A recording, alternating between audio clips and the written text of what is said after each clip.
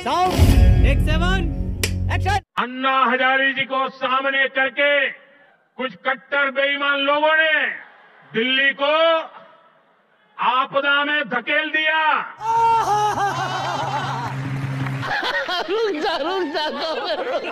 तो भैया सुना, मोदी जी का कहना है कि अन्ना हजारे जी को सामने करके कुछ कट्टर बेईमानों ने दिल्ली को आपदा में ढकेल दिया।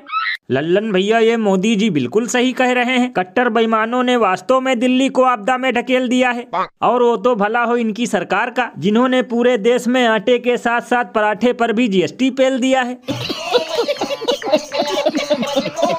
लल्लन भैया, कभी कभी तो मैं सोचता हूँ कि आखिर इन लोगों को उल्लू बनाने की ट्रेनिंग देता कौन है, क्योंकि यही काम तो ये लोग खुद पिछले 10 सालों से कर रहे हैं।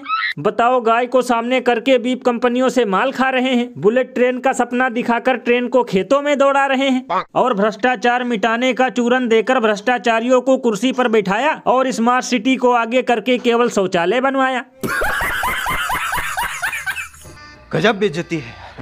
ये बिल्कुल सही कहा आपने, क्योंकि उल्लू बनाने में तो नेटवर्क मार्केटिंग वालों से भी 2 कदम आगे हैं। क्योंकि बताओ, काले धन को आगे कर ये लोग 15 लाख भी हजम कर गए। वैसे भैया, एक अंदर की बात बताऊं, देखना इस दिल्ली के चुनाव में भी जरूरी मुद्दे रोटी से भी ज्यादा गोल रहेंगे, और पूरा चुनाव केवल हिंदू मुस्लिम और इधर उधर की बकलोली पर लड़ा जाएगा। लल्लन भैया, इसीलिए तो लोग घनघोर बेइज्जती करते हुए ये कहते हैं कि जब से देश हुआ है जुमला पार्टी को हैंड ओवर, तब से हर चुनाव में चलता है सिर्फ झूठ, ड्रामा और गाय गोबर। और अभी तो रुको, क्लाइमैक्स अभी बाकी है। IAS IPS कौन बनता है जिसके पास पैसा होगा? गरीब आदमी IPS बन ही नहीं सकता, उसकी कोचिंग में लाखों रुपया लगता है। अब सरकार खुद नहीं चाहती कि आप पढ़ो। अब कहते हो फिर सरकारी स्कूल तो हैं, तो सरकारी स्कूल हैं तो नेताओं के बच्चे काहे नहीं पढ़ रहे हैं सरकारी स्कूलों में? ये सब क्या देखना पड़ रहा है? तो भैया सुना, लगता है धर्म के बाद अब महाराज जी के मन में देश सेवा का भी भाव उत्पन्न हो चुका है, क्योंकि आजकल ये लगातार देश की दुर्दशा अपनी कथा में सुना रहे हैं।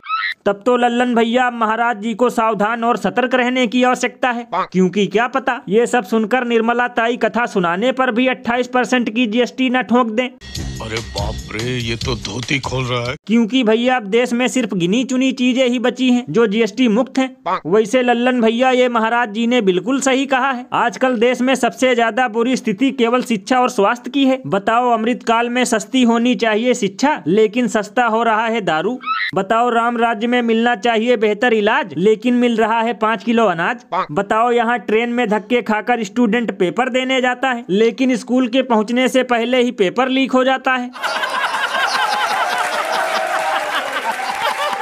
ये बिल्कुल सही कहा आपने। वैसे भैया, महाराज जी की इस कथा से कट्टर भक्तों की गोबर भावना भरपूर आहत हो गई होगी, क्योंकि इनका तो बस एक ही फंडा है, चाहे जेब में फूटी कौड़ी ना हो, चाहे बच्चे भूखे मर जाएं, लेकिन कोई भी सरकार पर उंगली ना उठाए।